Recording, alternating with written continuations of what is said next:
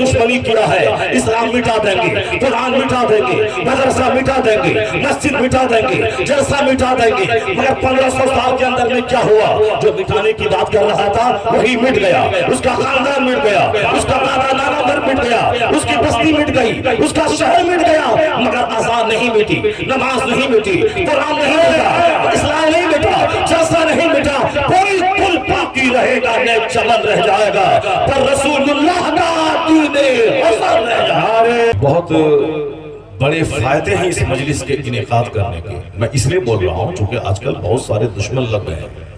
باہر کے دشمن تو ہے ہی کہ جلسہ بند کرواؤ، مائک بند کرواؤ، اندر کی بھی دشمن لگے جو ہمارا بھائی کہلاتا ہے، مولوی صاحب لوگ بھی، وہ لوگ بھی جلسہ بند کروانے کے چکر میں گئے۔ وہ کہ جلسہ کرانے سے کیا فائدہ ہوتا ہے، جلسہ کرانے سے کیا، 4 شاعر آئے، 2 خطیب آئے، مائکروفون لگایا گیا، بجلی بتی سجائی گئی، یہ 2-4 لاکھ خرچ ہو گئے، کیا بینیفٹ ہوا؟ کوئی فائدہ تو ہوا نہیں اس کا۔ یہ لوگ بھی جلسہ بند کروانے کے چکر میں لگے گئے، سارے لوگ نہیں، اگر یہ لوگ بند کرواتے تو جلسے میں آتے کیسے؟ یہاں جتنے لوگ بیٹھے ہوئے ہیں یہ سب جلسہ کے فیور میں ہیں، اور جو جلسہ کی مخالفت میں وہ نہیں آئے ہیں، وہ گھر میں ہیں، وہ مخالفت کرتے ہیں کہ جلسہ کرانے سے کیا فائدہ ہے۔ اور اب میں آپ کو بتاتا ہوں کہ جلسہ کرانے سے کیا فائدہ ہے۔ آپ لوگوں میں سے کوئی مدرسہ جاتے ہیں کبھی کہ حضرت مجھ کو مصطفیٰ کی ایک حدیث سنائیے؟ کبھی نہیں جاتے۔ آپ کے بچے جاتے ہیں اور آپ نہیں جاتے، تو بچوں کے پڑھانے کی جگہ مدرسہ ہے، اور بچوں کے باپ کو دین کون سکھائے گا؟ جبکہ نماز میں کتنے فرائض ہیں اس کا جاننا سب کے لیے ضروری ہے۔ نماز کتنا بڑا فرض ہے یہ جاننا سب کے لیے ضروری ہے۔ قیامت کے دن سب سے پہلا سوال جس چیز کا ہوگا یہ جاننا سب کے لیے ضروری ہے۔ قیامت کے دن حج کا سوال پہلے نہیں ہے، چونکہ حج سب پر فرض نہیں، جو مالدار ہیں جو مکہ جا سکتے ہیں آ سکتے ہیں اس پر فرض ہے۔ روزہ رمضان میں 1 مہینہ فرض ہے، اور وہ بھی صحت مند، تندرست، مقیم، ہر مسلمان عاقل بالغ مرد عورت پر فرض ہے۔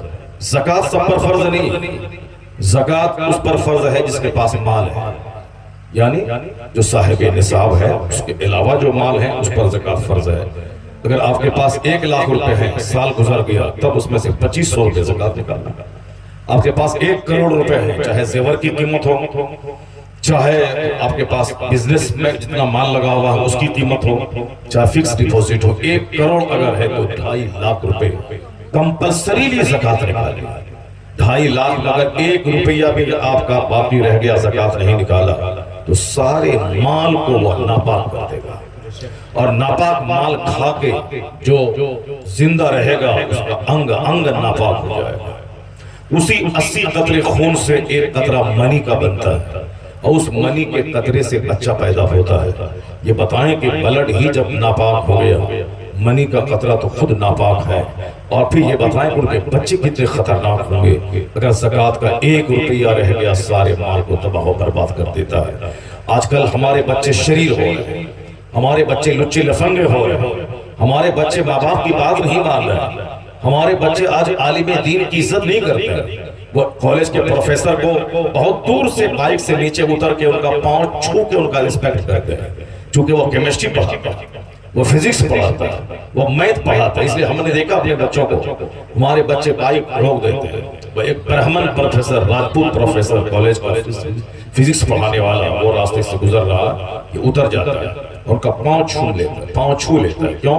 وہ ہمارے ٹیچر ہیں۔ یہ ٹیچر کا سمان راجپوت کا، برہمن کا، غیر مسلم کا میرے لوگ کرتے ہیں، ان کے لوگ تو کرتے ہی ہیں۔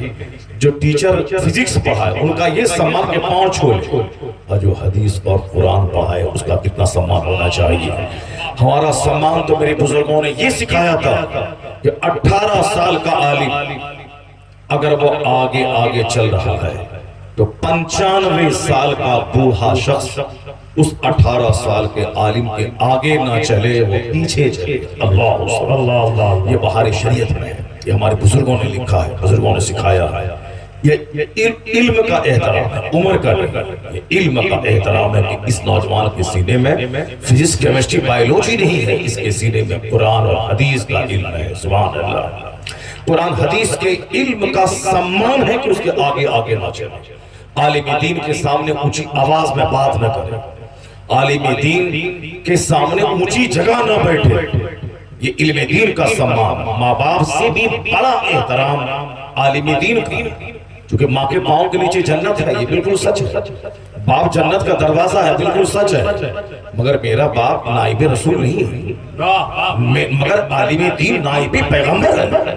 تو جس نبی کا میں کلمہ پڑھتا ہوں اس کا جو نائب ہو اس کا اتنا سمان ہونا چاہیے، یا سوچ کر کے اربوں پتی ہونا اور ہے، نائب پیغمبر ہونا اور سبحان اللہ۔ اور جب احترام دل میں ہوتا ہے تب ان کی بات کی قدر ہوتی ہے، جیسے عالم کو میں عزت دے رہا ہوں، یہ ہمارے نائب پیغمبر ہے، تب ان کی بات کو بندہ غور سے سنتا ہے، اور ایک بات سن لیتا ہے تو ساری زندگی دل میں اس کو جگہ دیتا ہے۔ جب عزت ہی کسی کی نہیں رہے گی تو وہ بات ہی نہیں سنے گا، اس کو نہ بات سنے گا نہ اس کی بات پہ عمل کرے گا۔ اس لیے عالم کا احترام ضروری ہے، تاکہ چونکہ عالم اپنے باپ کی بات نہیں بولتا، دوسروں نیتا جی کو میں کہا یہ غلط بول رہا ہے، کوئی گناہ نہیں، نیتا جی اکثر جھوٹی بولتا ہے۔ کوئی داروغہ گاؤں میں آ گیا، بولا کہ ہم یہ کر دیں گے وہ کر دیں گے، میں وہ ہوں، تو آپ بولیں گے یہ جھوٹ بولتا ہے، تو آپ گنہگار نہیں ہیں، چونکہ داروغہ کی عادت ہے 24 گھنٹے گالی بکنا۔ اگر کوئی گالی نہیں جانتا ہو، نہیں گالی کی ٹریننگ ہو، تو وہ 2 گھنٹہ داروغہ کے پاس بیٹھ جائے، اس کو 50 گالی آ جائے گی اس کو، کیونکہ وہاں گالی کی ٹریننگ ہوتی ہے، جھوٹی بولتا رہتا ہے۔ اگر کوئی نہیں بولتا ہے تو الا ماشاءاللہ۔ تو میں یہ کہہ رہا تھا کہ داروغہ کی بات کو اگر آپ جھٹلا دیں تو آپ اتنے بڑے مجرم نہیں۔ نیتا بھاشن دیا 2 گھنٹہ، آپ نے بولا کہ یہ بکواس کیا ہے، تو آپ کے ایمان عقیدے پہ کوئی فرق نہیں پڑے گا۔ لیکن اگر آپ کا چچیرا بھائی عالم ہے اور آپ نے زمین جگہ کی دشمنی میں اس چچیرے بھائی جو عالم ہے ان سے آپ نے دشمنی مول لی، دشمنی ہو گئی، اس کو سلام نہیں کرنا ہے، اسے بات نہیں کرنی۔ اب وہ جمعہ کے دن مسجد میں کھڑا ہوا اور قرآن حدیث بول رہا ہے، معلوم ہے اس کا فرق کیا ہوگا، نتیجہ کیا نکلے گا کہ چونکہ آپ نے زمین جگہ کی دشمنی کی وجہ سے ان سے حسد اور جلن کرتے ہوئے ان سے آپ نے دوریاں بنا دی، لیکن اس کا رزلٹ یہ نکلے گا کہ وہ قرآن بولے گا، عالم حدیث بولے گا، مگر آپ دشمنی میں بولیں گے کہ یہ جھوٹ بول رہے ہیں۔ آپ حسد اور جلن اور دشمنی میں بولیں گے یہ جھوٹ بول رہا ہے، چونکہ آپ کا اس سے زمین کا جھگڑا ہے، پڑوس میں گھر ہے، اس کا آپ سے وہ دیوار اور مٹی کا جھگڑا ہے، اور آپ اس کو مسجد میں جب وہ تقریر کرے گا تو حسد کی وجہ سے بولیں گے یہ جھوٹ بول رہا ہے۔ وہ بول رہا ہے قرآن اور آپ کہہ رہے ہیں کہ جھوٹ بول رہا ہے، اس کا مطلب ہے کہ آپ کا ایمان گیا۔ وہ قرآن بول رہا ہے اور آپ کہہ رہے ہیں کہ یہ جھوٹ بول رہا ہے، آپ کا ایمان گیا۔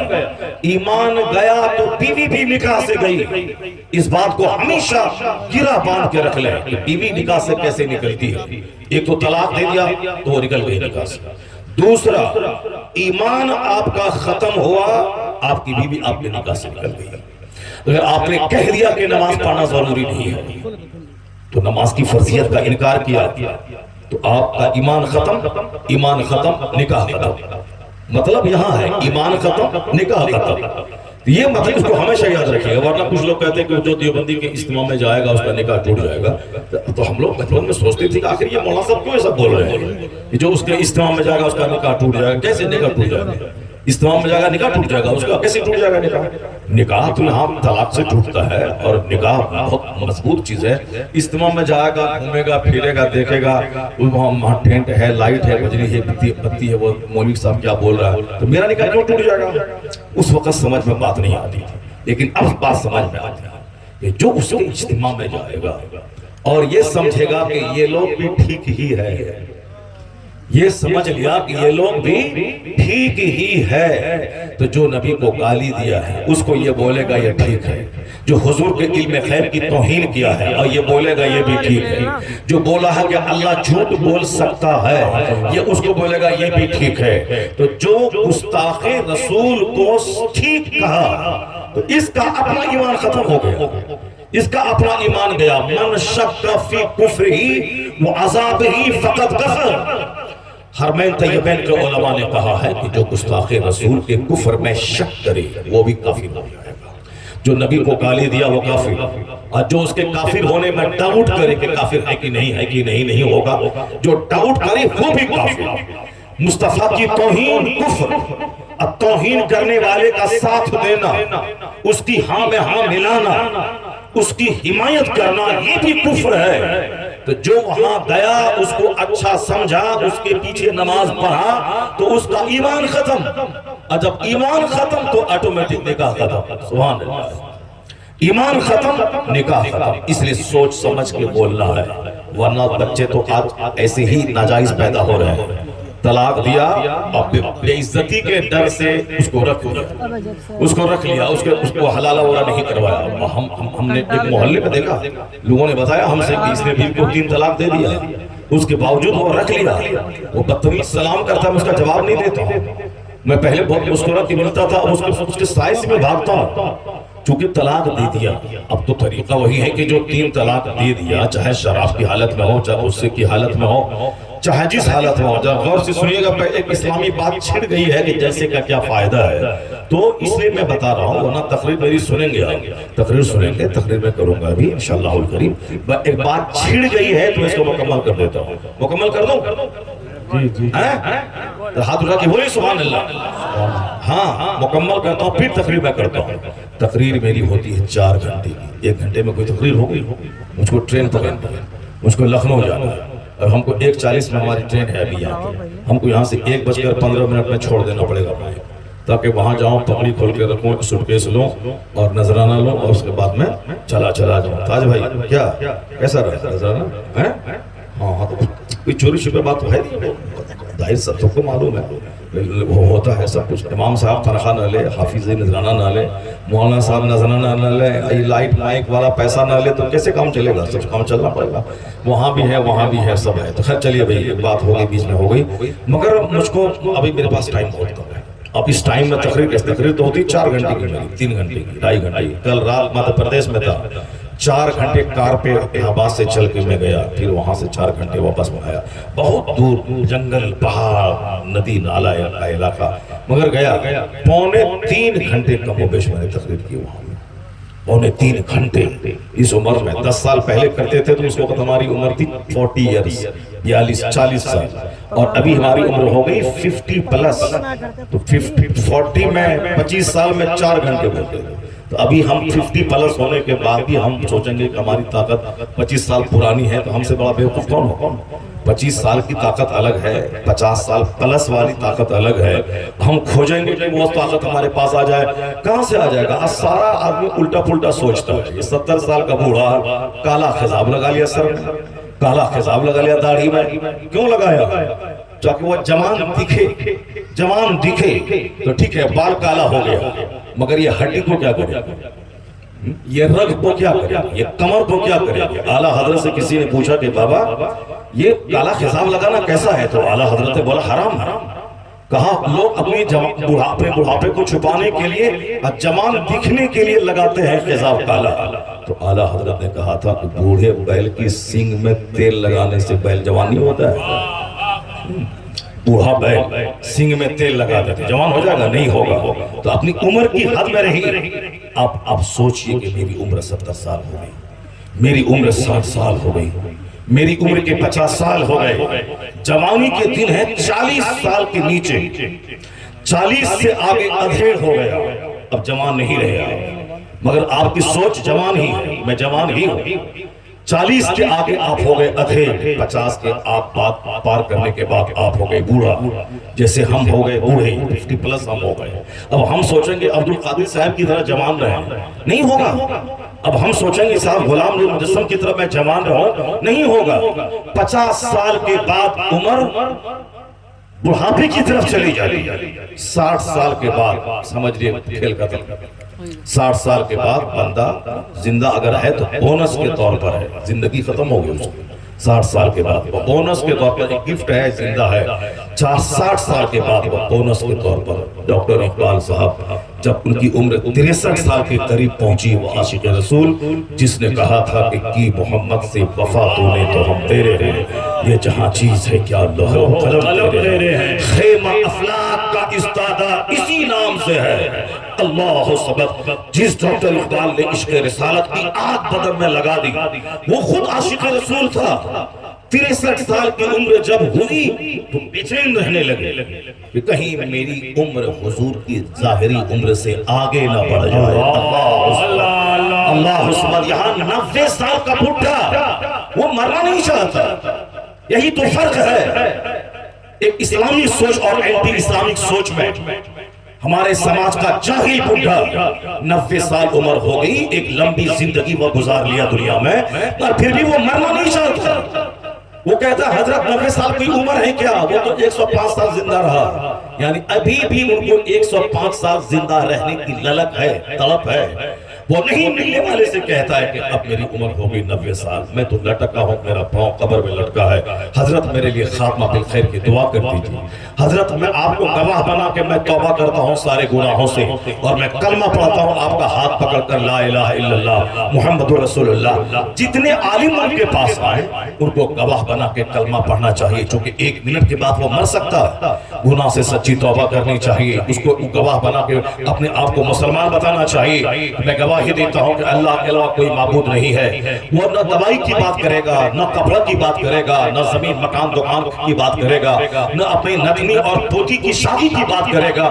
اس بڈھے کو ہر وقت موت کی بات کرنی چاہیے کہ اب مجھ کو تو 25 سال پہلے مر جانا تھا، مگر میری عمر کے 90 سال ہو گئے، بس اللہ کا کرم ہے کہ میں زندہ ہوں، تو آپ میرے خاتمہ بالخیر کی دعا کر دیجیے۔ اس کا پاؤں سوکھے، شوگر ہو، ہارٹ کی بیماری ہو، کچھ بھی ہو، اس کو ہمیشہ موت کا چرچا کرنا چاہیے، لیکن جینے کی تڑپ اتنی ہے اس کے اندر میں کہ جو مولانا صاحب آتے ہیں خاتمہ بالخیر کی بات نہیں کرتا، وہ بات کیا کرتا ہے، حضرت سانس پھول رہا ہے، کوئی دوائی وائی ہے، کوئی اچھا، آپ تو پورے ہندوستان گھومتے ہیں، کوئی ڈاکٹر کو دیکھتا، آپ خود ڈاکٹر ہیں، حضرت ہم کو کوئی دوائی دے دیجئے، بہت سانس پھول رہا، یہ بولتا حضرت یہ گھٹنا میں بہت درد ہے، کوئی ڈاکٹر ہے، کوئی دوائی واحد تو دے دیجئے۔ حضرت روٹی نہیں پچ رہی ہے، پہلے تو 10 روٹی کھا لیتے تھے، اب جو 2 روٹی کھاتے ہیں تو الٹی ہونے لگتی ہے، حضرت کوئی دوائی وائی ہو تو دے دیجئے۔ یہ بتائیے، اس پر افسوس کیجئے۔ یہ 95 سال کا بوڑھا یہ جینے کے لیے مولانا مولوی پیر صاحب سے دوائی ڈھونڈ رہا ہے۔ نہ قبر کا چرچا ہے، نہ محشر کا چرچا ہے، نہ پلسرات کا چرچا ہے کہ پلسرات پہ گزرنا ہوگا، وہ پل جس پہ سب کو گزرنا ہوگا، جو جہنم کے اوپر میں پل ہے، جو پال سے زیادہ باریک، تلوار سے زیادہ تیز ہے، اسی دھاردار تلوار پہ چل کے آگے جنت ہے۔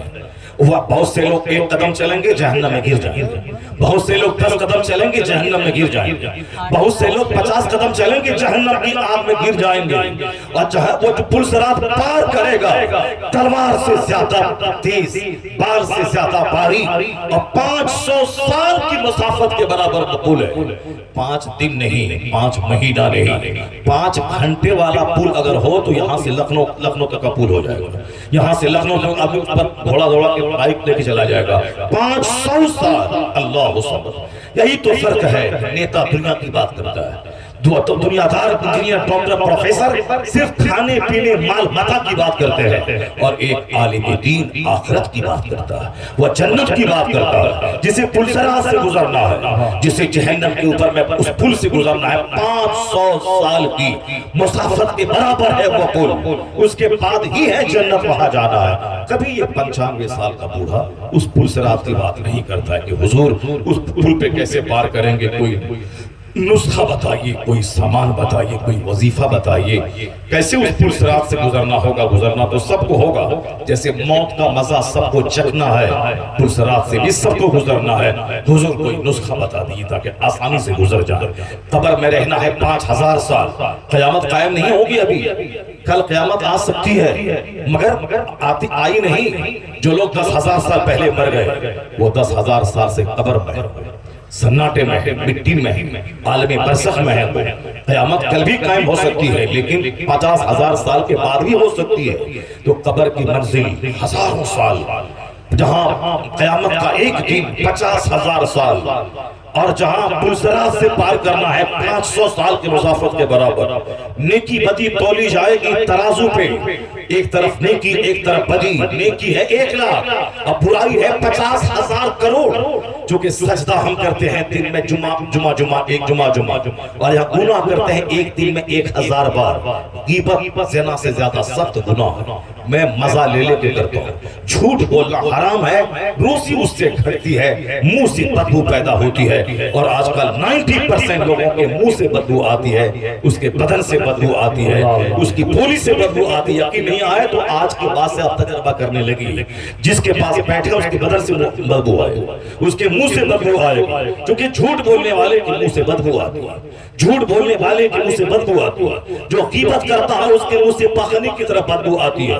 जो मेरी माँ बहन बेटियां सास की गीबत कर रही है, फोन पे अपनी माँ से फोन कर रही है, ये बहुत इंतहाई घटिया औरत हमको मिल गई अम्मी, ये हमेशा गाली देती है, हमेशा टॉर्चर करती रहती है, मैं हजार कुछ करूं या अपनी बेटी मानने को तैयार नहीं है, मुझको यहाँ रहने का मन नहीं कर रहा है। वहां से माँ क्या बोलती है फोन से कि तुम डरना उड़ना मत, वो एक बात बोले तुम 50 बात बोलना उससे, वो तब के मत रहना है। अब यहाँ सास बहू में जंग हुई, शौहर ने तलाक दे दिया, इसका जिम्मेदार कौन है? इसका जिम्मेदार है वो माँ जिस माँ ने अपनी बेटी को सब्र करना नहीं सिखाया, जिस माँ ने अपनी बेटी को सास से लड़ना सिखाया है, उसी का नतीजा है कि हो गई तलाक। यहाँ तो कुंवारी 18 साल की लड़की की शादी नहीं हो रही है, 50 मेहमान आए चले गए, शादी नहीं हो रही, और जिनकी शादी हो चुकी है, जो शौहर के साथ 2 साल रह चुकी है, एक बच्चे की माँ हो चुकी है, उसको जो शौहर तलाक दे दे तो कौन उसको निकाह का पैगाम देगा?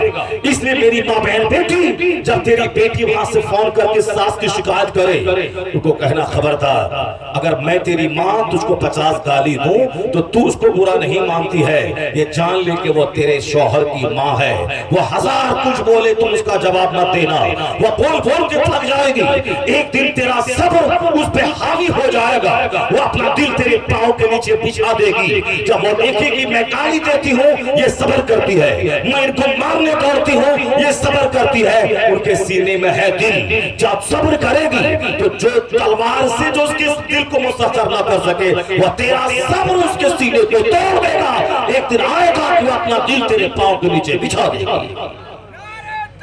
घर को आबाद करने का बेहतर तरीका है कि एक माँ अपनी बेटी को फोन पे को बोले, शौहर का एहतराम बताए, शौहर का एहतराम बताए, शौहर की माँ का एहतराम बताए कि शौहर तुम्हारा सरताज है और तुम्हारे मालिक व मुख्तार की माँ है, वो मालिक मुख्तार की माँ है, अपने शौहर की मोहब्बत में शौहर की माँ से प्यार करना है, वह मुझसे ज्यादा उनको सम्मान दे, रानी बन के तू रहेगी, अब तू मेरे घर में नहीं रही, अगर लौट के आ गई तो खानदान की नाक कट जाएगी कि उसकी लड़की को तलाक हो गया, वह बेवा हो गई, फिर तुम दोबारा लौट के आई अपने भाई के लिए बोझ बन जाएगी, तो तुम आज सुहागन है उसी शौहर की वजह से, जब तक वह जिंदा है तो बेवा नहीं सुहागन है, जब सुहागन है वो उसकी वजह से, तो उसकी माँ है, वो शौहर की माँ है, शौहर की कद्र और शौहर की माँ है, वो उसकी इज्जत कर, मगर नहीं, 1 घंटे तक बेटी गीबत करती रहती है, एक बार भी माँ उसको समझाती नहीं है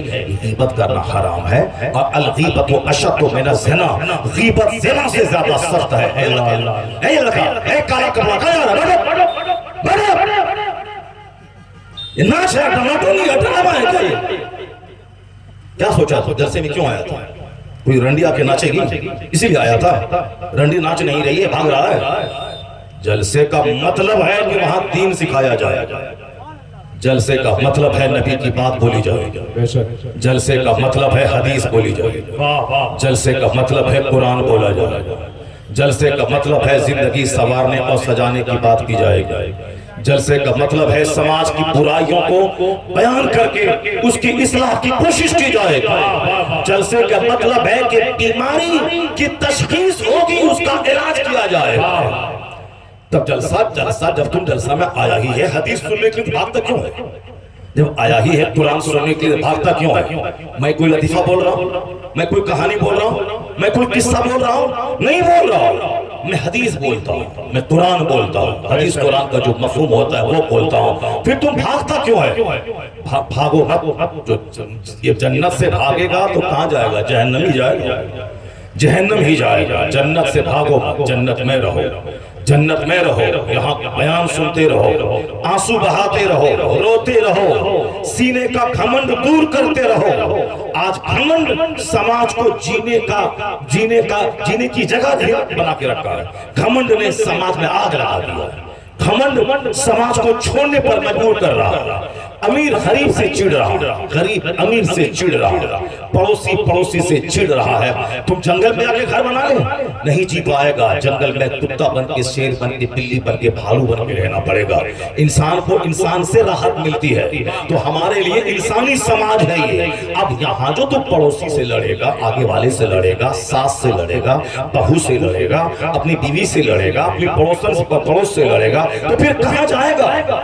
इसीलिए आज हम शौहर हैं, हम घर में रात में आए, सोए, सुबह चले गए, लेकिन 24 घंटे एक बहू और सास को एक जगह रहना है। 24 घंटे एक भाभी और ननद को एक जगह रहना है। उसी में दुश्मनी है, उसी में तरार है। इसलिए मर्दों के मुकाबले में औरतें ज्यादा बीमार पड़ती हैं, मर्दों के मुकाबले में औरतों को ज्यादा हार्ट की बीमारी है, मर्द के मुकाबले में औरतों को ज्यादा शुगर की बीमारी है, मर्द के मुकाबले में औरतों का ब्रेन हेमरेज ज्यादा हो रहा है, मर्द के मुकाबले में औरतों को फेफड़े का दर्द ज्यादा हो रहा है, मर्द के मुकाबले में घुटने और टखने का दर्द औरतों को ज्यादा हो रहा है, मर्द के मुकाबले में औरतों का कोलेस्ट्रॉल ज्यादा बढ़ रहा है। क्यों? इसलिए कि हर वक्त वो तनाव में रहती है, हर वक्त वो टेंशन में रहती है। हम तो घर में आए, शिकायत सुने बीवी की और चले गए काम पे। अब 8 घंटे बाहर है, बीवी अपने घर में है, टेंशन मुक्त है हम।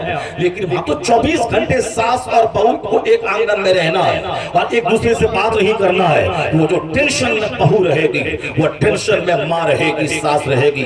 वो सास क्या है? वो मेरी माँ है, वो मेरी माँ है। ये बहू क्या है? ये मेरी बीवी है। ये बीमार पड़ेगी तो पैसा मेरा खर्च होगा, माँ बीमार पड़ेगी तो पैसा मेरा ही खर्च होगा। और मैं बेटा, मैं सोचता हूँ कि माँ भी खुश रहे और मेरी बीवी भी खुश रहे। इसलिए मैं बीवी के पास जाके कहता हूँ कि 500 रुपया तेरे लिए है, और माँ के पास जाके चुपके से कहता हूँ कि 300 रुपया आपके लिए है। मगर इसके सामने मैं 300 दे दूं तो ये हार्ट अटैक कर जाएगी, ये हार्ट अटैक उसका हो जाएगा, ये बर्दाश्त नहीं कर पाएगी कि मैं माँ को आपने इतना दे दिया। इसलिए एक मर्द दोनों को औरत समझकर इनको भी कहता है कि तू ठीक है, अच्छी है, तो ये 1000 रुपए ले ले। फिर चुपके से माँ के पास जाता है, माँ आप बहुत अच्छी हैं, आपकी कोई गलती नहीं है, माशाल्लाह आप हमारी माँ है, आप काबिल एहतराम है, ये 1000 रुपए आप ले लें। ये लड़का दोनों को खुश रखना चाहता है, या दोनों मेरी निगरानी में है। माँ को भी मैं खिलाता हूँ, बीवी को भी मैं खिलाता हूँ, बहन को भी मैं खिलाता हूँ। उनकी शादी होगी 2 साल के बाद मैं ही करवाऊंगा। लेकिन ये तीनों आपस में इतनी टूटी रहती है और हर इस कदर लड़ाई का अड्डा बना होता है कि माँ और बेटी दोनों एक साइड हो जाती है। और ये बाहर माँ बाप भाई बहन को छोड़ने वाली जो आई है, वो हमारे घर में सिर्फ मेरी वजह से, मेरी माँ उसके खिलाफ साथ एक टाइम की तरह लड़ने लगती है, मेरी बहन उसका साथ दे देती है। ये बताएं, अगर हमारी बीवी जहर खा के मर जाए, उसका जिम्मेदार कौन होगा? उसके जिम्मेदार वही सास होगी, उसका जिम्मेदार वही मेरी बहन होगी, जो दोनों एक पास तरफदार हो गए। एक आदमी जो माँ बहन भाई बाप सारा संसार छोड़कर मेरी वजह से मेरे घर में आई है, पैदा हुई बंबई में, मैं पैदा हुआ प्रतापगढ़ में, वो बंबई में मैंने उनको निकाह का प्रपोज किया, वो कबूल कर लिया। पैदाइशी वतन, पैदाइशी शहर, माँ बाप भाई बहन टोपी खाला सबको छोड़ करके वो प्रतापगढ़ के देहात में मेरे साथ जीने मरने की कसम खा के आ गई। तो अब उसको जो मेरी माँ बोलेगी मैं तुमको मार दूंगी, मेरी माँ बोलेगी मैं काट दूंगी, मेरी माँ बोलेगी मैं केरोसिन छुला के जान दे दूंगी, मेरी माँ को चाहिए मेरा पैसा, मगर उसको मेरी बीवी अच्छी नहीं लगती है। ये बता दीजिए कि एक अच्छा बेटा इस बीच में कैसे पिस के रह जाएगा? वह दोनों तो अपनी जगह रह जाएगी, ये खुद सब्र न करे तो जहर खा के मर जाएगा। इसका जिम्मेदार वही दोनों होंगे, एक बीवी एक माँ। इस्लाम सिखाता है कि तुम दोनों जब एक साथ रहती है तो रोजाना एक दूसरे को सलाम कर, एक दूसरे की गलती पे नजरअंदाज कर, और दोनों एक साथ मिल बैठकर खुशगवार माहौल पैदा कर। तुम यहाँ खुश रहेगी, औलाद की और तेरे शौहर की कमाई में अल्लाह बरकत अता कर देगा। नारे तकबीर, नारे रिसालत, जश्न ईद मिलादुन नबी, अल्लामा डॉक्टर शहरयार साहिब तुला। गीबत ज़िना से ज्यादा सख्त है, चाहे सास की गीबत हो या बहू की गीबत हो, गीबत हराम है और ज़िना से ज्यादा सख्त है। अल-गीबतु अशद्दु मिन ज़िना। हुजूर से पूछा गया सरकार कैसे गीबत सख्त है? मुस्तफा करम फरमाते हैं अज़्ज़ानी यज़नी सुम्मा यतूब, ज़ानी ज़िना करता है फिर तौबा कर लेता है। गलती हो गई, पांव फिसल गया, नफ्स ने बहका दिया, उन्होंने शराब पी लिया, उन्होंने बदकारी कर ली, बाद में एहसास हुआ कि मैंने गलत किया, मैं अब ऐसा नहीं करूंगा, एहसास हो गया गलत नहीं करूंगा, अब वह तौबा कर लिया, अल्लाह ताला माफ कर देगा, अल्लाह ताला माफ कर देगा। 10 साल शराब पिया, پھر اس کے بعد سچی توبہ کر لیا، اللہ معاف کر دے۔ 10 سال بدکاری کی، پھر سچی توبہ کر لیا، دوبارہ آنکھ اٹھا کے نہیں دیکھا اس گناہ کو۔ سچی توبہ کا مطلب ہے کہ جس طرح گائے کے تھن سے دودھ نکل جائے پھر واپس نہ جائے، وہ ہے سچی توبہ۔ چاہے وہ سچی توبہ پچھلے گناہوں کو مٹا دیتی ہے۔ جب 10 سال وہ بدکاری کیا، توبہ کر لے سچی، پھر دوبارہ اس گناہ کو ہاتھ نہ لگائے، اللہ معاف کر دے گا۔ مگر اگر آپ نے کسی مسلمان کی عزت خراب کرنے کے لیے اس کی برائی پیٹھ پیچھے بیان کیا، جو ایک عیب ہے کہ جو میرے پاس نہیں ہے، اس کو اگر آپ نے بیان کیا تو وہ بہتان، غیبت سے بڑا گناہ ہے، خطرناک گناہ ہے۔ بہتان الزام لگانا گناہ ہے، برائی اس کے پاس ہے نہیں، کھینچ توڑ کے اس کو برائی ثابت کر دے گا۔ سنیما ہم دیکھتے نہیں، لیکن میرا ساتھی حسد میں وہ بولے کہ میں نے ان کو دیکھا رات میں سنیما دیکھتا ہے، رات پر موبائل میں سنیما دیکھتا ہے، حالانکہ میں دیکھتا نہیں ہوں۔ یہ ہو گیا بہتان، یہ ہو گیا بہتان، بہت بڑا گناہ ہے، بہت بڑا گناہ ہے، بہت بڑا گناہ ہے۔ اس کو بادشاہ اسلام 80 کوڑے ماریں گے اس کو، اگر یہ ثابت ہو جائے کہ واقعی انہوں نے بہتان لگایا ہے۔ اسی لیے اگر کوئی ساس یہ بولتی ہے کہ تم رنڈی، معاذ اللہ، 1000 بار معاذ اللہ، طبائف کا مطلب ہے کہ جو 10 مردوں کے پاس جاتی ہے اس کی بیوی اس جرم سے پاک ہے۔ انہوں بیچاری شادی سے پہلے، شادی کے بعد انہوں نے گناہ نہیں کیا، وہ شوہر کی امانت ہے، لیکن یہ دشمنی میں اس کو اس طرح کے جملے کہہ رہی ہے۔ بادشاہ اسلام رسی سے باندھ کے 80 کوڑے مارے گا اس کو۔ اس لیے خبردار، وہی بات زبان سے نکالنا جو بات سچ، کبھی الزام مت لگانا اپنی ساس پہ، اپنی بہو پہ، اپنے سماج کی عورتوں پہ، اپنی نند، اپنے بھاؤج پہ، اپنے پڑوسیوں پہ، خبردار، ورنہ حضور نے کہا ہے کہ میں زیادہ تر عورتوں کو جہنم میں دیکھا ہوں۔ جہنم کا پیٹ بہت بڑا ہے، جنت میں 1 کروڑ میں 1 آدمی جنت جائے گا، جہنم میں تھوک کا تھوک آدمی جائے گا۔ اس لیے لوگ کہتے ہیں تقریر کر رہے ہیں، جلسہ ہو رہا ہے، لوگ نمازی ہی نہیں بن رہے ہیں۔ نمازی بنے گا کیسے؟ جنت میں تو 1 آدمی جائے گا اور جہنم میں 1 کروڑ جائیں گے۔ اس لیے سچا کم ہے، جھوٹا زیادہ، نمازی کم ہے، بے نمازی زیادہ، عزتدار کم ہے، شرابی زیادہ، پرہیزگار کم ہے، زناکار زیادہ، نیک پرہیزگار کم، بولنے والے کم ہے، غیبت چغلخوری کرنے والا زیادہ، اگر جلسے میں آنے والا کم ہے، ناچ دیکھنے والا زیادہ، عالم کی گفتگو سننے والا کم ہے، نیتا کا بھاشن سننے والا زیادہ، اور پھر قرآن پڑھنے والا کم ہے، اخبار پڑھنے والا زیادہ، نماز پڑھنے والا کم ہے، سنیما دیکھنے والا زیادہ۔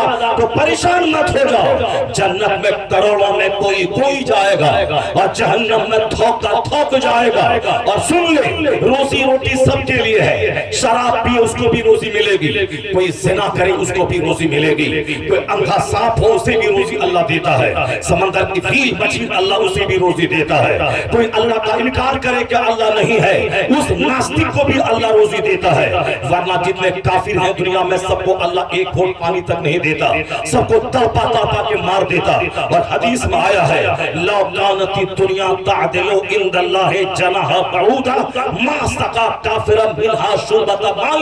حدیث میں آیا ہے، سن لے غور سے، کبھی للچائی نگاہ سے اللہ کے کو گالی دینے والوں کے محل کو مت دیکھنا، اسلام مٹانے کی بات جو کر رہا ہے کبھی اس کی بلڈنگ کو مت دیکھنا، کبھی اس کی نوکری، اس کی گاڑی، اس کے منترالے کو مت دیکھنا جو اسلام کے خلاف زہر اگل رہا ہے۔ اندر سے وشواس کر لینا کہ یہ جھوٹا ہے، اس کی کوئی اوقات نہیں ہے، اس کی کوئی حیثیت نہیں ہے، اسلام مٹنے نہیں آیا ہے، اسلام دبنے نہیں آیا ہے۔ جو چھچندر اور بندر کی پرستش کرے وہ آباد رہے گا، جو خدائے واحد کی عبادت کرے وہ برباد ہو جائے گا، وہ تباہ ہو جائے گا۔ ایسا نہیں ہوگا، جو جنگل جھاڑ کو خدا کہے، جو بندر چھچندر کو خدا کہے، جو پگوبر کو خدا کہے، جو درخت کو خدا کہے، جو سورج و چاند کو خدا کہے، وہ آباد رہے گا، اس کا دین ہمیشہ رہے گا۔ جو خدائے واحد کی پرستش کرے، جو زمین و آسمان کے خالق کی بندگی کرے، وہ دب جائے گا، وہ ختم ہو جائے گا، وہ مٹ جائے گا، اس کو بھگا دیا جائے گا۔ نہیں ہوگا ایسا،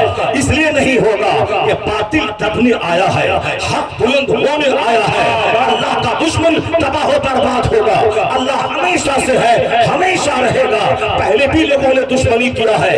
اسلام مٹا دیں گے, قرآن مٹا دیں گے, مدرسہ مٹا دیں گے, مسجد مٹا دیں گے, جلسہ مٹا دیں گے, مگر 1500 سال کے اندر میں کیا ہوا؟ جو مٹانے کی بات کر رہا تھا وہی مٹ گیا. اس کا خاندان مٹ گیا, اس کا دادا نانا گھر مٹ گیا, اس کی بستی مٹ گئی, اس کا شہر مٹ گیا, مگر آزان نہیں مٹی, نماز نہیں مٹی, قرآن نہیں مٹا, اسلام نہیں مٹا, جلسہ نہیں مٹا. کوئی کل باقی رہے گا, نیک چمن رہ جائے گا, پر رسول اللہ کا دین حسن رہ جائے. نعرے تکبیر، نعرے رسالت، شاہ جیلا کانفرنس، نعرے تکبیر، نعرے رسالت.